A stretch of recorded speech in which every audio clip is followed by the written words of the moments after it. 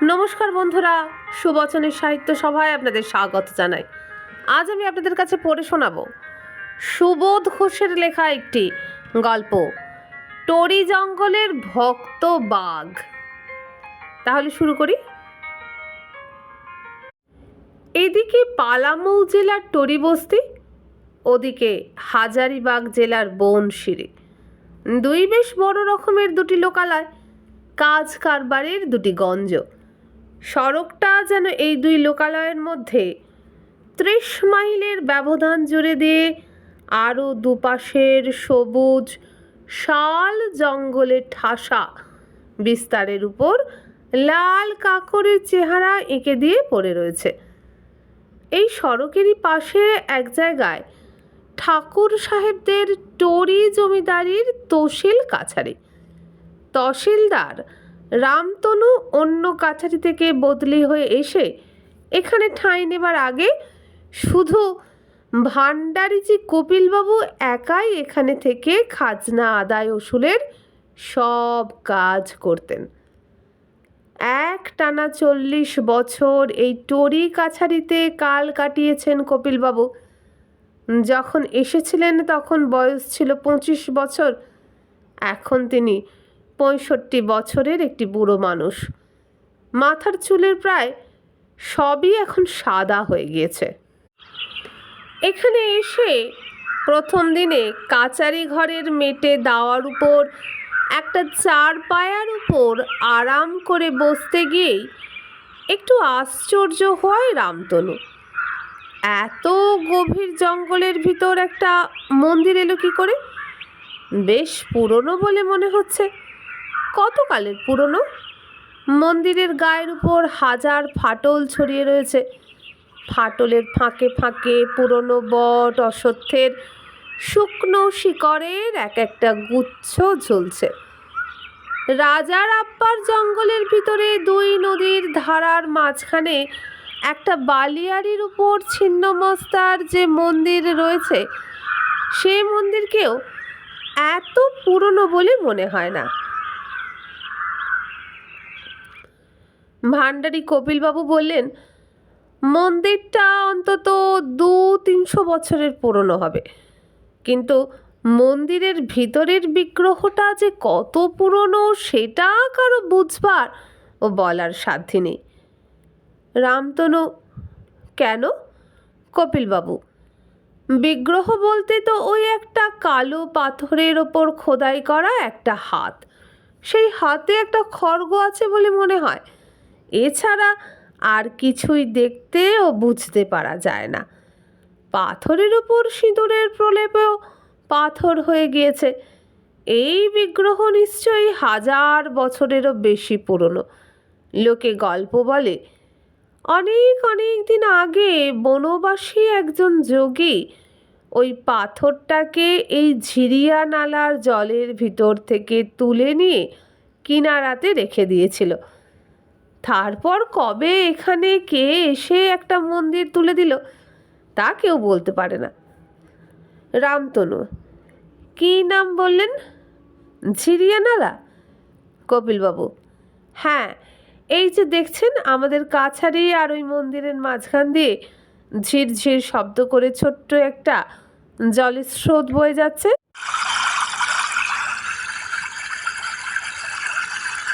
এটারই নাম ঝিরিয়া নালা। জল খুব পরিষ্কার আর ঠান্ডা।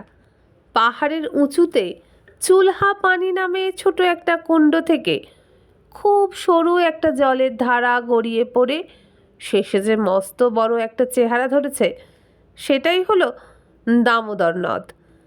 অন্য একটি ধারা সেই একই কুণ্ড থেকে বেরিয়ে এসে ঝর্ণা হয়ে গড়িয়ে পড়ে আর এত দূরে এইখানে এসে নাম ধরেছে ঝিরিয়া নালা। রামতনু, ওই মন্দিরে পুজো টুজো হয় না? কপিলবাবু, হয়, কিন্তু কোনো পূজারি টুজারি নেই। গাঁয়ের লোকেরা এসে নিজেরাই পাঁঠা বলি দেয়, ঢাক বাজায় আর চলে যায়। ওরা মা কালীর নামে পাঁঠা বলি দেয়। মন্দিরটাকে বলে কালী থান। টরি বস্তিতে মঙ্গলবারের বাজার বসেছে। তাই অনেক গাড়ি মালপত্র নিয়ে সামনের ওই সড়ক ধরে টরি বস্তির দিকে চলেছে। দেখতে পায় রামতনু সবজি বোঝাই একটা চলন্ত গাড়ি হঠাৎ থেমে গেল। গাড়ির ভিতর থেকে দুজন চাষি মানুষ নেমে এলো। ঝিরিয়া নালার কিনারাতে একটা ডুমুর গাছের ছায়ার কাছে ওরা এসে দাঁড়ালো। মাটিতে একবার মাথা ঠেকিয়েই ওরা আবার চলে গেল। রামতনু: এ আবার কি ব্যাপার ভান্ডারীজি? ভান্ডারী কাপালিবাবু: ও একটা ব্যাপারই বটে। আমি তখন সবে মাত্র এই কাছারিতে এসেছে। একদিন ভোরবেলা বাইরে এসে দাঁড়াতেই চোখে পড়ল গেরুয়াধারী একজন সাধু ঝিরিয়া নালার কিনারাতে বসে আছেন। আমি এগিয়ে গিয়ে জিজ্ঞাসা করলাম, আপনি এখানে এভাবে বসে আছেন কেন সাধুজি? সাধুজি বেশ মিষ্টি রকমের একটা হাসি হেসে নিয়ে বললেন, আমি এইবার শরীরটাকে ছেড়ে চলে যাব, তাই বসে আছি। আমি চমকে উঠলাম। জিজ্ঞাসা করলাম, আপনি কি বলছেন? আমি ঠিক বুঝতে পারছি না।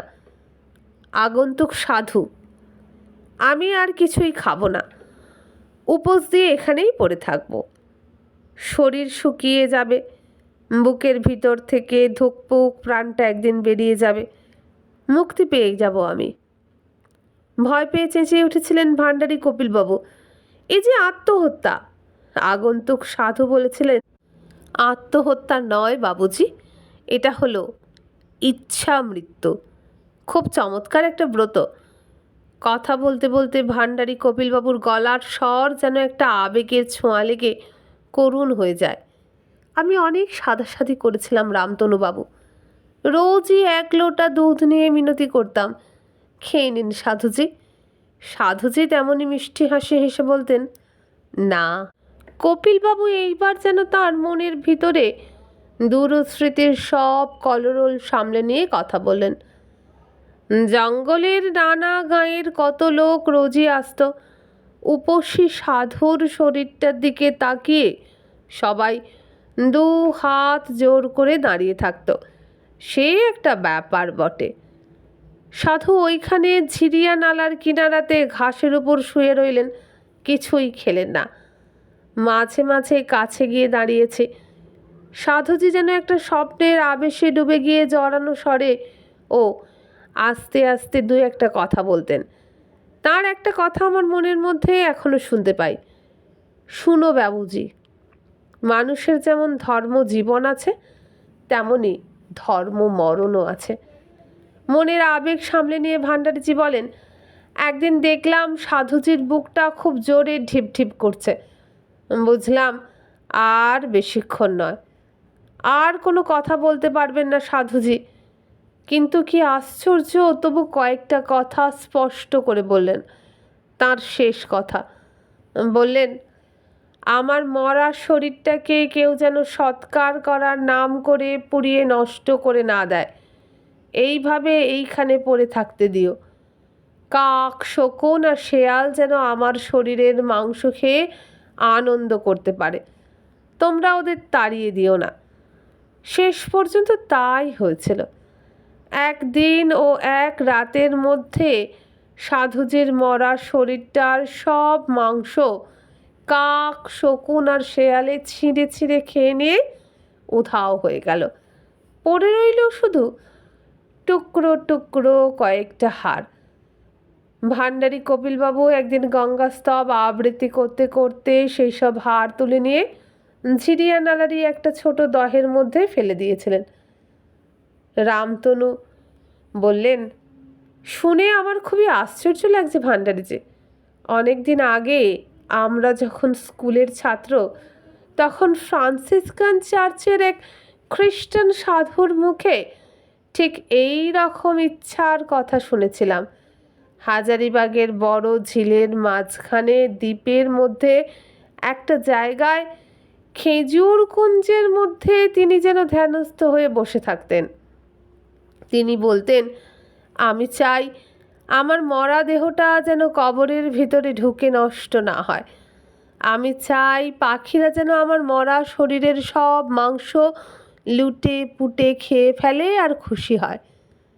সাধুর কথা শেষ করে ভান্ডারীজি হঠাৎ একটা বাঘের কথা এসে পড়লেন।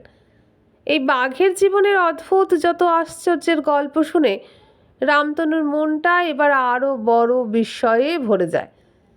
নিজের চোখে না দেখলে কেউ বিশ্বাসই করতে পারবে না যে এই টরি জঙ্গলের ভিতরে একটি বড় জাতের ডোরাকাটা চেহারার যে বাঘ বিচরণ করে সে হলো একটি ভক্ত বাঘ। ভান্ডারীজি হিসেব করে নিয়ে বললেন, 5 বৎসর ধরে ওই বাঘ টরি জঙ্গলের ভিতরে 10টা গাঁয়ের মাটি ছুঁয়ে ঘুরে বেড়াচ্ছে, কিন্তু আজ পর্যন্ত কাউকে মারেনি, কোনো মানুষকেও না, গরুকেও না। রামতনু জিজ্ঞেস করলেন, তবে কি খেয়ে বেঁচে আছে বাঘটা? শুধু হরিণ টরিণ খেয়ে? না, তাও না। তবে তার মানে একটা ব্যবস্থা হয়েছে। পালা করে একটা গাঁয়ের মানুষ শনিবারে ও মঙ্গলবারে এই কালীথানে এসে পাঁঠা বলি দেয়। সেই পাঁঠার অর্ধেক শরীরের মাংস প্রসাদ হিসাবে ওরা ঘরে নিয়ে যায়, বাকি অর্ধেক শরীরের মাংস কলাপাতায় মুড়ে কালীথানের ওই কুঠুরির ভিতরে সিঁদুর মাখা বিগ্রহের সামনে রেখে দিয়ে যায়। বাঘ কোনো সময় তার বরাদ্দের ওই প্রসাদ মাংস খেয়ে ফেলে। রামতনু বললেন, আপনি কোনোদিন এরকম অদ্ভুত দৃশ্য নিজের চোখে দেখেছেন?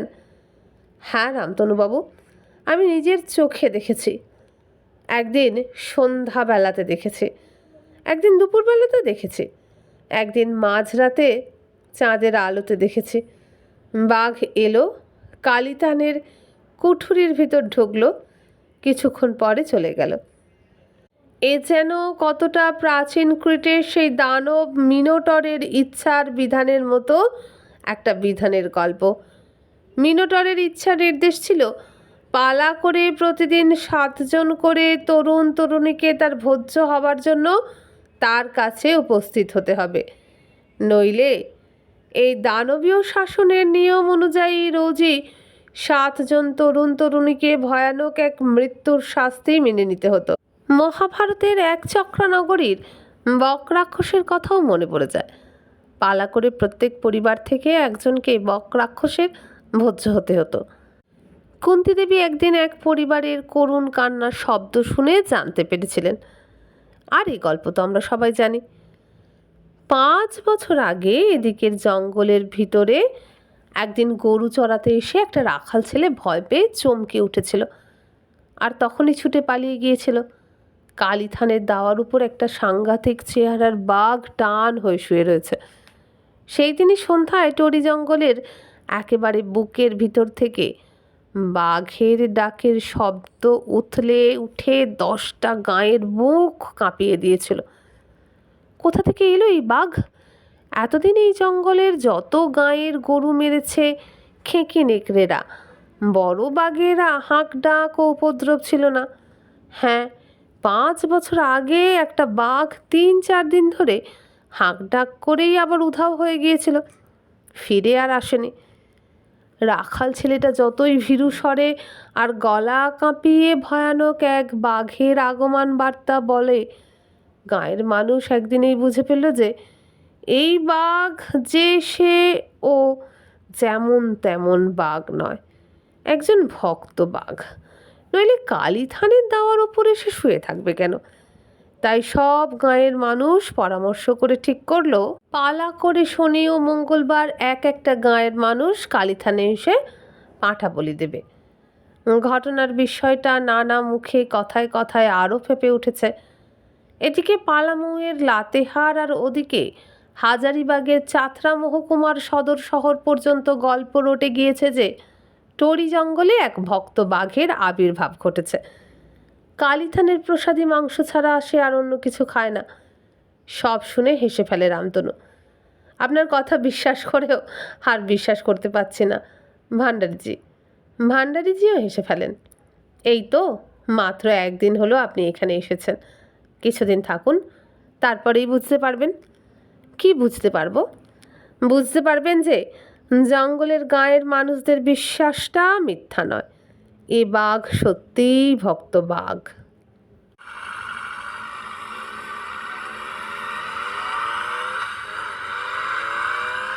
ভট ভট ভট ভট দুরন্ত এক ছুটন্ত মোটর সাইকেলের শব্দ শুনে টরি বনশিরি শহরের দুই পাশের দুই সারির গাছের মাথা থেকে পাখির দল উড়ে পালিয়ে যাচ্ছে।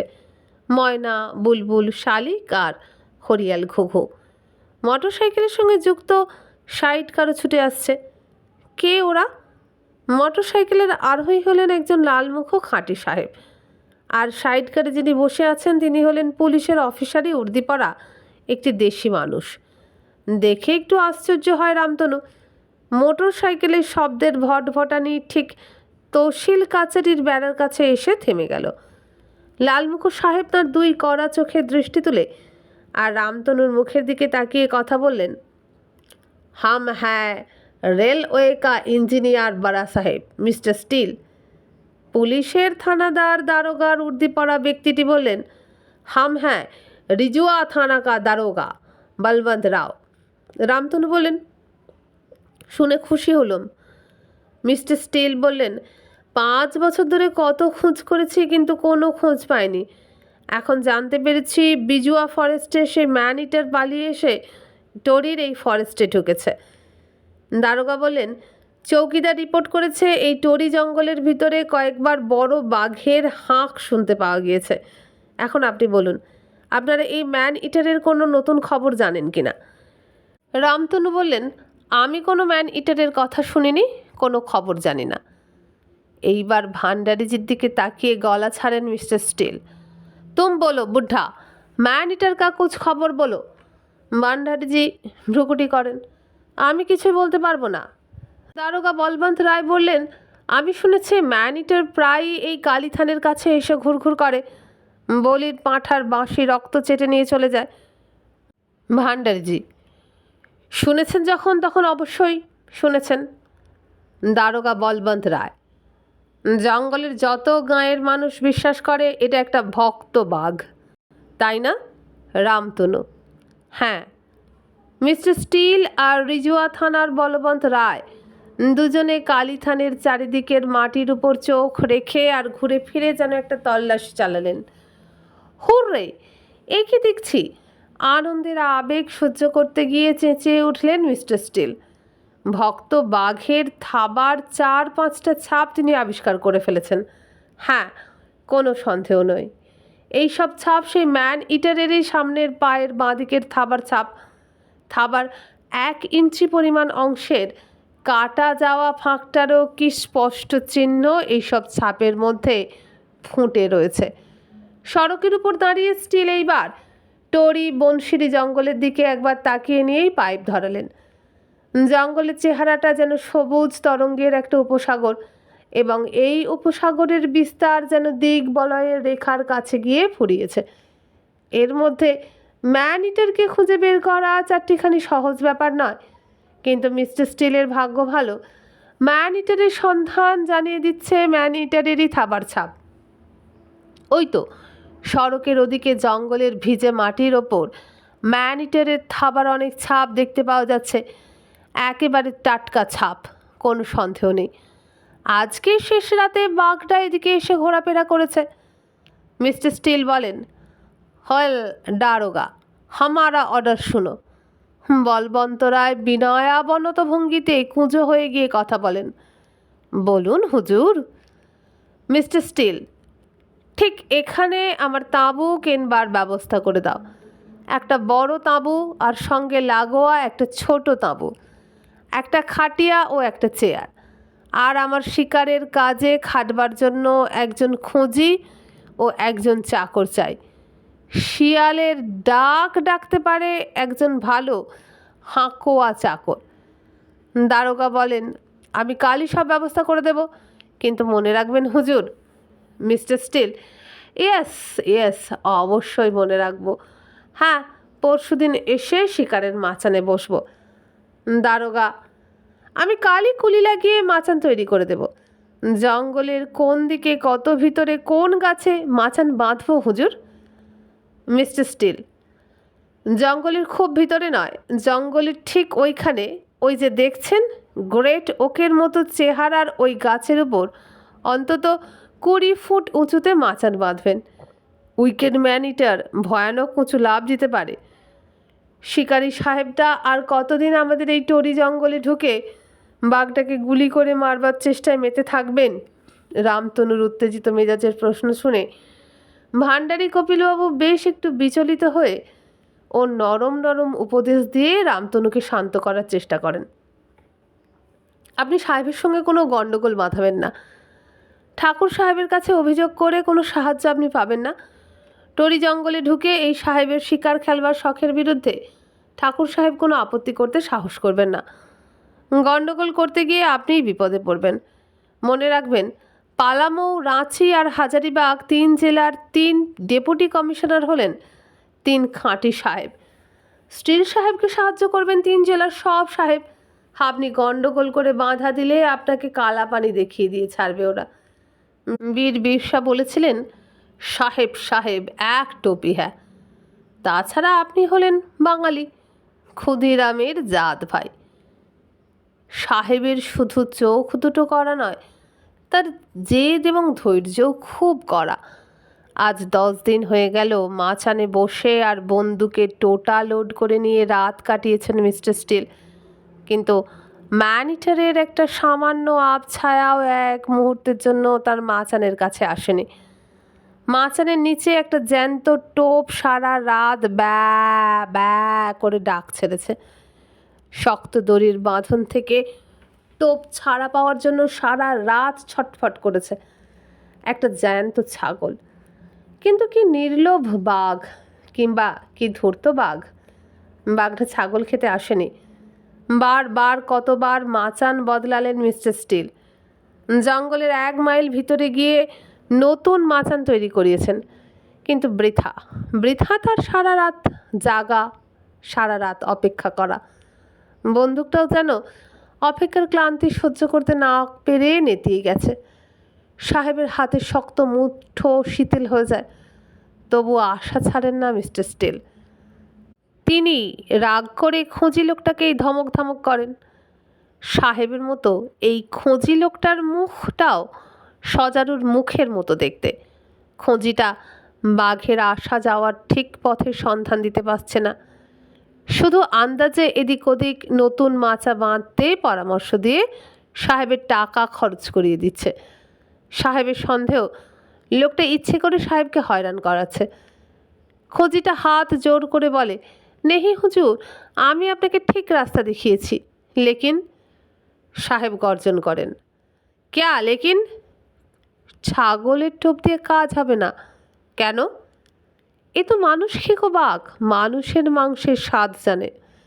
ইয়েস, সেই জন্যই বলছি, এই বাঘকে ঘায়েল করতে হলে মাচানের নিচে একটা মানুষ টোপ বেঁধে রাখা চাই। What nonsense! ক্যা বলতা হ্যাঁ তুম? আমি খুব ঠিক কথা বলছি হুজুর, সাহেব হেসে ফেলেন। বাস ঠিক হ্যাঁ, আমি তবে তোকেই টোপ করে মাচানের নিচে বেঁধে রাখবো। খোঁজি বলে, না গরিব পরবর, আমাকে টোপ করে কোনো লাভ হবে না। সাহেব জিজ্ঞেস করেন, কেন? খোঁজি বলে, আমার এই শুকনো রোখা চেহারার মাংস খেতে কোনো বড় বাঘের ইচ্ছে হবে না। খোঁজির হাতটুতে আস্তে একটা লাথি মেরে সাহেব আবার হাসেন। তুমি খুব চালাক আদমি। আমি বেশ বুঝতে পারছি হুজুর, বেশ তাজা ও পুষ্টু চেহারার একটা মানুষকে যদি টোপ হিসাবে ব্যবহার করা যায়, তাহলে বাঘ লোভ সামলাতে পারবে না। সাহেব গর্জে ওঠেন, ননসেন্স! খোঁজি বলে, সত্যি একটা জ্যান্ত তাজা মোটা মানুষকে টোপ করতে বলছি না হুজুর, বলছি ছেঁড়া কাপড় দিয়ে একটা পুষ্টু মানুষের মূর্তি তৈরি করে নিয়ে তার গায়ে জামা কাপড় চড়িয়ে দিতে হবে। যদি তারপরে সেটাকে মাচানের নিচে রাখা হয়, তবে কাজ হবে তাতেই। আমি গল্প শুনেছি হুজুর, মধুডিহির রাজা সাহেব এই রকম নকল মানুষের মূর্তিকে টোপ করে অনেক মানুষ খেকো বাঘ শিকার করেছিলেন। সাহেব বলেন, হ্যাঁ সত্যি কথা? আমি শুনেছি হুজুর, নিজের চোখে দেখিনি। যাই হোক, তবে জ্যান্ত ছাগলের টোপে আর দরকার নেই, একবার পরীক্ষা করেই দেখা যাক। ভালো করে একটা রোবাস্ট চেহারার মানুষের মূর্তি তৈরি করে ফেলো, খুব জলদি। কিন্তু খোঁজি বলে, আমি নয় হুজুর, টরি বস্তিতে একজন দর্জি আছে। সে ছেঁড়া কাপড় দিয়ে নিখুঁত চেহারার নকল মানুষের মূর্তি তৈরি করতে পারে। 100 টাকা মজুরি নেয়।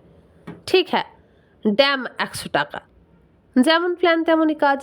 10 দিন পরে সত্যিই ছেঁড়া কাপড় দিয়ে তৈরি একটা নকল মানুষের মূর্তিকে জঙ্গলের গভীরে নতুন মাচানের নিচে রেখে মিস্টার স্টিলের শিকার নতুন অধ্যায় শুরু হলো। মিস্টার স্টিল অবশ্য জানেন না যে জঙ্গলের 3 গাঁয়ের মানুষ কালীথানে এসে মানত করে গিয়েছে, হেই মা, 3 জোড়া পাঁঠা একসঙ্গে বলি দিয়ে তোমার পুজো করব। সাহেব যেন ভক্ত বাঘকে মারতে না পারে। সাহেবের বন্দুক থেকে গলি ছুটবার আগে বন্দুকটা যেন ফেটে গিয়ে 2 টুকরো হয়ে যায়। প্রথম দিনেই বুঝতে পারা গেল জঙ্গলি গেঁয়োদের মানত সফল হয়েছে। বাঘটা কখন যে মাচানের কাছে এলো আর কখন যে চলে গেল একটু টের পাননি মিস্টার স্টিল। কিন্তু এই কী কাণ্ড! বাঘটারে কি অদ্ভুত রসিকতা! ভোরবেলা মাচান থেকে নিচে নেমেই সাহেব দেখতে পেলেন নকল মানুষের মূর্তিটা রক্ত মাখা হয়ে পড়ে রয়েছে। মূর্তির গলাটা, পেটটা আর বুকটার সব ছেঁড়া কাপড় বাঘের থাবার আঘাতে ছিন্ন ভিন্ন আর রক্ত মাখা হয়ে চলছে। কি ব্যাপার, ভুতুরে ঘটনাতেও এরকম অদ্ভুত কাণ্ড দেখতে পাওয়া যায় না? রক্ত এলো কোথা থেকে? কেমন করে রক্ত আসবে? খোঁজি বলে, সত্যি রক্তের ছোপ নয় হুজুর। তবে কিসের ছোপ? ওটা পলাশ গাছের ছালের রসের ছোপ। ক্যা বলা? বাঘেরা শখ করে মাঝে মাঝে নোনা মাটি চাটে, তেমনি শখ করে পলাশ গাছের ছাল ছিঁড়ে নিয়ে চিবোয়। জঙ্গলের গাঁয়ের সব বুড়ো জানে এটা বাঘের একটা শখের অভ্যেস। পলাশ গাছের ছাল চিবিয়ে বাঘের দাঁতে আর মাড়ির খুব সুখ হয়। ম্যানিটার কি তবে এইভাবে আমার সঙ্গে ঠাট্টা করলো? না, ঠিক তা নয় হুজুর। বাঘটা বোধহয় আগেই পলাশ গাছের ছাল চিবিয়েছিল, তারপর রাত্রিবেলা এক ফাঁকে চুপি চুপি এসে আমাদের এই নকল মানুষ টোপটাকে চিবিয়ে দিয়ে চলে গেছে। তাঁবুতে ফিরে এসে এক মগ গরম চা খেলেন মিস্টার স্টিল। তারপর মোটর বাইক চালিয়ে রাঁচি চলে গেলেন। বলে গেলেন, আমি 1 সপ্তাহ পরেই আবার আসছি। আমার প্রতিজ্ঞা, এই ম্যান ইটারকে মারবই মারব। খুঁজি লোকটা রক্তমাখা নকল মানুষের ছেঁড়া মূর্তিটাকে টেনে নিয়ে এসে সড়কের এক পাশে ফেলে রেখে দেয়। পথচারী লোক দেখতে পেয়ে হেসে ওঠে, বাহ, ভক্ত বাঘ শুধু ভক্ত নয়, বেশ রসিকও বটে। বোধহয় সাহেব খুব রেগেছে। রিজুয়া থানার দারোগা বলবন্ত রায়ের কাছে খবর গেল। মিস্টার স্টিল তার জীবনের একটা সমস্যার কথা একদিন মুখ খুলে বলে ফেলেছিলেন। দারোগা বলবন্ত রায় সে কথা টরি স্টেশনের মাস্টার ভৃগুবাবু ও জেলা বোর্ডের টরি হাসপাতালের ডাক্তার অনিকবাবুকে গল্প করে শুনিয়েছিলেন। গল্পটা তাই অনেকের কানে পৌঁছে গিয়েছে। বুড়ো ভান্ডারিজি আর তহসিলদার রামতনুও শুনতে পেয়েছেন। বেচারা স্টিল সাহেব, বাঘটাকে মারতে না পারলেও জীবনটাই যে মিথ্যে হয়ে যাবে। রেলওয়ের ডানকান সাহেবের রূপসী মেয়ে মিস ডানকানকে বিয়ে করার আশাটাই মুষড়ে পড়বে। তারপর হয়তো একেবারে ভেঙেই যাবে। ক্লাবের ঘরে গল্পের আসরে বসে সবারই সামনে একটা মোহময় আশার ইঙ্গিত একদিন ভাসিত করেছিল মিস বারবারা ডানকান। ভয়ঙ্কর ম্যান ইটারটাকে মারতে পারে যে মানুষ, তাকে সত্যিকারের একজন হিরো বলে মনে করতে তার কোনো আপত্তি নেই। খোঁজি লোকটা আবার পরামর্শ দিল, একটা ময়ূর ছাড়ুন হুজুর। বলেন তো লাতেহার বাজার থেকে আমি একটা ময়ূর কিনে আনি। ময়ূরের অভ্যেস জঙ্গলের ভিতরে বাঘকে দেখতে পেলেই উঁচু ডালের উপর বসবে আর চেঁচাবে। বাঘকে ধরিয়ে দিতে ময়ূরের খুব আনন্দ। কেউ কেউ বলে বাঘের ডোরাকাটা হলদা চেহারা দেখতে ময়ূর খুব ভালোবাসে। যেখান দিয়ে বাঘ হাঁটাহাঁটি করবে ময়ূর ঠিক সেখান দিয়ে গাছের মাথায় মাথায় উঠবে আর বসবে। ময়ূরের উড়ে চলার নিশানা লক্ষ্য রেখে শিকারি যদি এগিয়ে যায় আর ছোট একটা টিলার উপর উঠে দাঁড়ায়, তবেই চোখে পড়বে ঘোর জঙ্গলে বাঘ কেমন চুপি চুপি চলে যাচ্ছে। তখন এক গুলিতে বাঘের প্রাণ সাবার করে দিলেই হলো। আপত্তি করেন না মিস্টার স্টিল? যদিও খোঁজের মুখের কথাগুলিকে খুব বিশ্বাস করতে পারেন না, 3 দিন সকালের দিকে আর 3 দিন বিকেলের দিকে কেনা ময়ূরের কেরামতি দৃশ্য দেখলেন মিস্টার স্টিল। সকালের দিকে উত্তর থেকে দক্ষিণে আর বিকেলের থেকে পশ্চিম থেকে পূবের দিকে গাছের মাথা ছুঁয়ে ছুঁয়ে ময়ূরটা উড়ছে। বিচক্ষণ শিকারী স্টিল বুঝতে পারলেন সকালের দিকে যদি বাঘটাকে পেতে হয় তবে সড়কের বেশ নিকটে ওই ডুমুর গাছের উপর মাচান বাঁধলেই চলবে। ময়ূরটা সকালের দিকে পূব থেকে পশ্চিমের ওই ডুমুর গাছের কাছে এসেই যেন গতি বন্ধ করে দিয়ে ডুমুর গালির উপর বসে পড়ে। তবে তো বুঝতে হয় বাঘটাও ওই পর্যন্ত এসে গতি থামিয়ে দেয়। হয়তো বাঘটা সেখানেই মাটির উপর বসে পড়ে আর সামনের 2 পায়ের এক জোড়া থাবার উপর মাথা রেখে ঘুমোতে থাকে, নয়তো শুধু হায় তোলে। এই অবস্থায় বাঘকে দেখতে পেলে এক গুলিতে সাবার করে দেওয়া খুবই সম্ভব, খুবই সহজ। কিন্তু কি আশ্চর্য, এটাও কি একটা ধূর্ত কৌতুকের কীর্তি? ডুমুর গাছের উপরে মাচানে বসে পুরো 5টা ঘন্টা অপেক্ষা করেও বাঘের আবির্ভাবের কোনো ছায়াও দেখতে পেল না মিস্টার স্টিল। ময়ূরটাও কেমন যেন অলস হয়ে একটা গাছের মাথার উপর বসে আছে। ময়ূরটা কি অন্ধ হয়ে গেল? বাঘের আসা যাওয়া দৃশ্যটাকে দেখতেই পাচ্ছে না, কিংবা গাছের মাথায় মাথায় উড়ে জঙ্গলের ভিতরের চলন্ত বাঘকে ধরিয়ে দেবার অভ্যাসটাই ছেড়ে দিল? মাচানের উপর সাহেবের পাশে বসেই চমকে ওঠে খোঁজি, যেন একটা ভয়ানক আশ্চর্যের দৃশ্য দেখতে পায়। ফিসফিস করে কথা বলে খোঁজি, হুজুর ওই দেখুন কি আশ্চর্য, বাঘটা সারা গায়ে কাদা মেখে যেন চেহারাটাকে ঢাকা দিয়ে কাদা দিয়ে তৈরি অদ্ভুত একটা জন্তুর মতো আস্তে আস্তে হেঁটে চলে যাচ্ছে। না, ময়ূরের দোষ নেই, ভুল করেনি ময়ূর। ওই অদ্ভুত কাদা মাখা প্রাণীটাকে কি করেই বা চিনবে যে ওটা বাঘ? কিন্তু যাকগে, পালিয়েছে বাঘটা। রাগ করে ও গলার স্বর গরম করে নিয়ে খোঁজিকে ধমক দিলেন মিস্টার স্টিল। তুমি কি বলতে চাও বলো? বাঘটা কি আবার একটা ঠাট্টার খেলা দেখিয়ে দিল? বাঘটা কি ইচ্ছা করে সারা গায়ে কাদা মেখে চেহারাটাকে পাল্টিয়ে দিয়েছে আর ময়ূরের চোখ দুটোকে ধোঁকা দিয়ে বোকা বানিয়ে দিয়েছে? খোঁজি বলে, কি করে বলবো হুজুর, ময়ূরের বুদ্ধি হলো ময়ূরের বুদ্ধি, বাঘের বুদ্ধি হলো বাঘের বুদ্ধি। ঘটনার কথা রটে যেতে দেরি হয়নি। 2 দিনের মধ্যেই রটে গেল। কেনা ময়ূর লাগিয়ে ভক্ত বাঘের খোঁজ পাওয়ার চেষ্টা করেছিলেন স্টিল সাহেব, কিন্তু ভক্ত বাঘ শিকারী সাহেবটাকে একেবারে বুদ্ধু বানিয়ে ছেড়েছে। মিস্টার স্টিলের ভাগ্যে আরও কঠিন একটা আঘাত একদিন আঙ্ক আঙ্ক শব্দ করে বেজে উঠল। সবে সন্ধ্যা হয়েছে। প্রিয় দোনলা ম্যান্টনকে আঁকড়ে ধরে মাচানের উপর বসে আছেন শিকারী মিস্টার স্টিল। এ হেন এক চমৎকার গোধূলি বেলার শেষ লগ্নের ক্ষণে মিস্টার স্টিলের 2 চোখ সহসা বিস্ফারিত হয়ে জ্বলজ্বল করে উঠল। বাঘটা মাচানের ঠিক নিচে এসে দাঁড়িয়েছে। সেই মুহূর্তে প্রিয় দোনলা ম্যান্টনের ট্রিগার টিপলেন সাহেব, বারবার 2 বার। কিন্তু প্রিয় ম্যান্টনের কোনো নলের মুখ দিয়েই শব্দ করে গুলি ছুটে বের হলো না। বন্দুকের চেম্বার হঠাৎ জ্যাম হয়েছে। আঙ্ক আঙ্ক বার কয়েক যেন ভয়ানক বিরক্ত হওয়া প্রাণের একটা আক্ষেপের শব্দ ছেড়ে দিয়ে বাঘটা চলে গেল। কিংবা শব্দটা হতে পারে ভয়ানক একটা ঠাট্টার আঙ্ক আঙ্ক শব্দ। মিস্টার স্টিল বুঝলেন তার ভাগ্যটাই তাকে ঠাট্টা করছে, নইলে যে বন্দুকের চেম্বারে এই 5 বৎসরের মধ্যে কোনোদিনও জ্যাম হয়নি, সেই বন্দুক কেন এরকম একটা সুবর্ণ সুযোগের লগ্নে হঠাৎ স্তব্ধ হয়ে যাবে?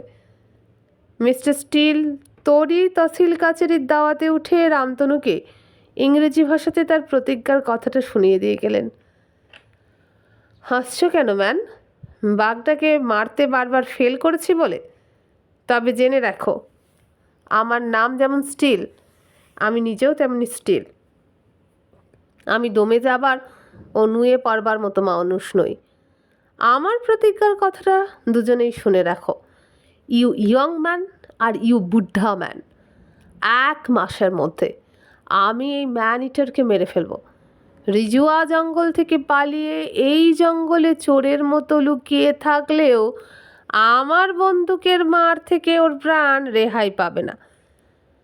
শিকারী মিস্টার স্টিলের নতুন এই চেষ্টা সম্বন্ধে শুধু এইটুকু জানতে পেরেছেন আমতনু, তিনি নতুন বন্দুক কেনার জন্য কলকাতায় গিয়েছেন।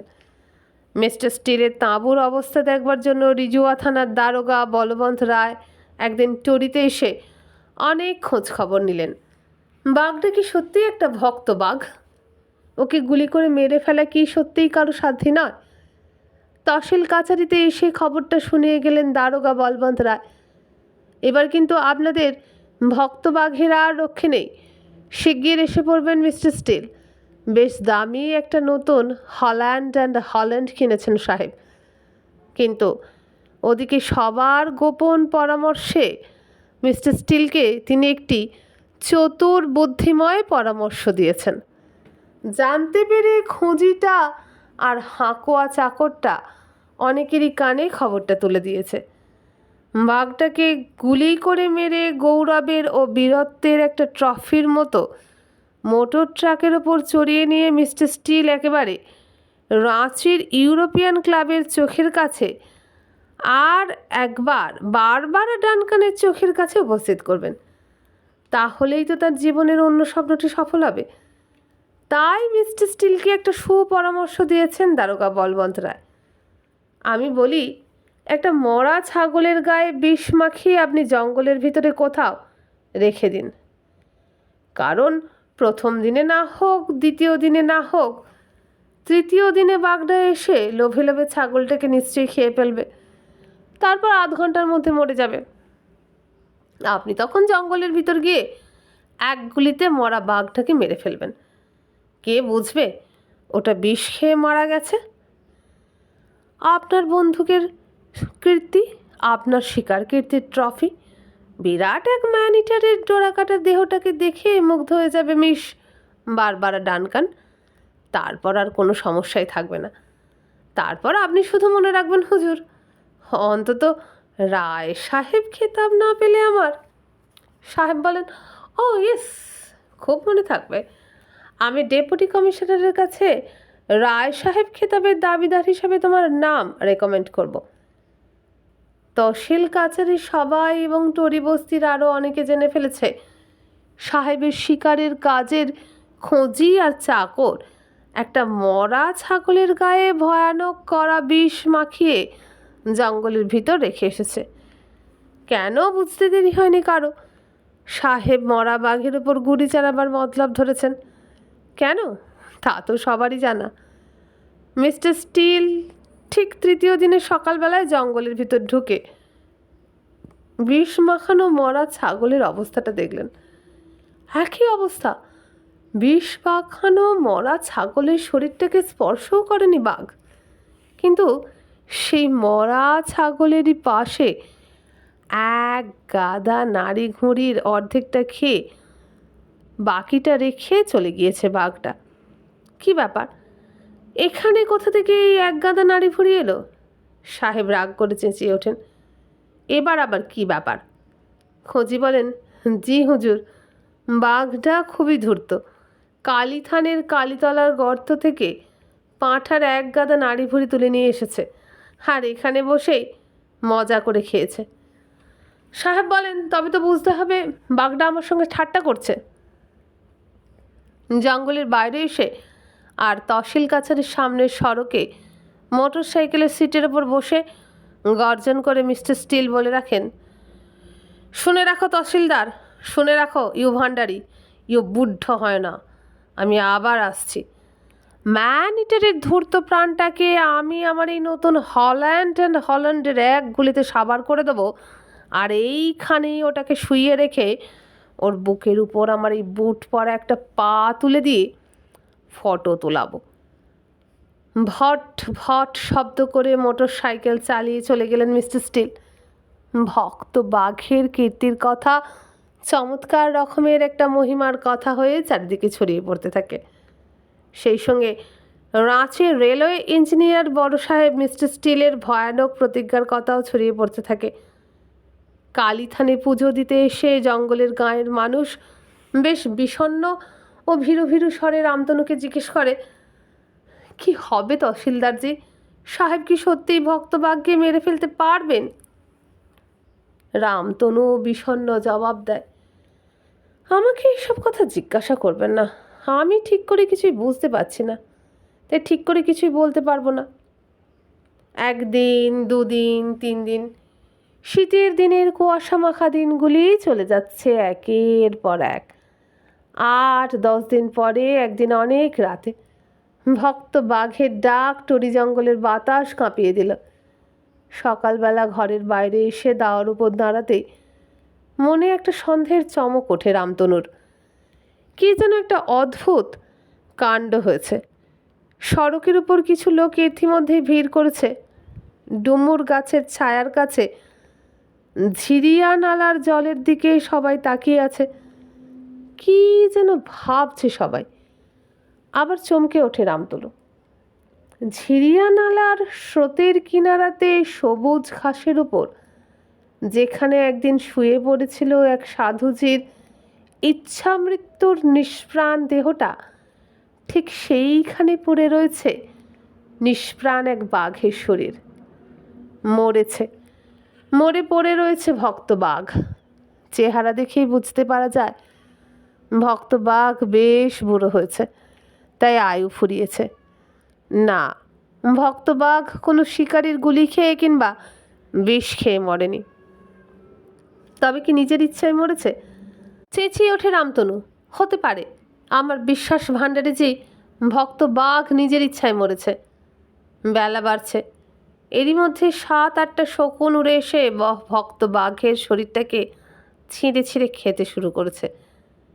কেঁদে ফেললেন ভাণ্ডারীজি, আমি তবে গঙ্গা স্তব করে ভক্ত বাঘের সব হাড্ডি তুলে নিয়ে ঝিরিয়া নালার দহের জলে ফেলে দেব।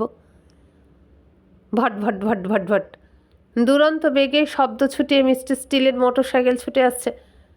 ভিড়ের সবারই চোখের দৃষ্টি যেন একসঙ্গে দপ করে জ্বলে ওঠে। থমকে দাঁড়ায় মিস্টার স্টিলের মোটরসাইকেল। সাহেবের কাঁধে চকচকে হল্যান্ড চলছে। ততক্ষণে ভক্ত বাঘের অর্ধেক শরীরের সব মাংস খেয়ে ফেলেছে শকুনির দল। মিস্টার স্টিলের 2 চোখ খুঁকড়ে গিয়ে কাঁপতে থাকে। কি লজ্জা! ম্যান ইটারের এই দশা! ক্যা বোলা রে সাহেব? লোকের ভিড় হঠাৎ উগ্র হয়ে মিস্টার স্টিলের দিকে এগিয়ে যেতে থাকে। সেই মুহূর্তে ব্যস্ত হয়ে মিস্টার স্টিল মোটরসাইকেলে স্টার্ট করে দেন। ভট ভট ভট ভট যেন একটা ব্যর্থ প্রতিজ্ঞা ও বিফল স্বপ্নের বুক ফাটা আওয়াজ ছুটে পালিয়ে গেল। বন্ধুরা, এখানে শেষ হয়ে গেল সুবোধ ঘোষের লেখা টরি জঙ্গলের ভক্ত বাঘ। কেমন লাগলো অবশ্যই কমেন্ট করে জানাবেন। আর আজকের মতো আমি বিদায় নিই। নমস্কার।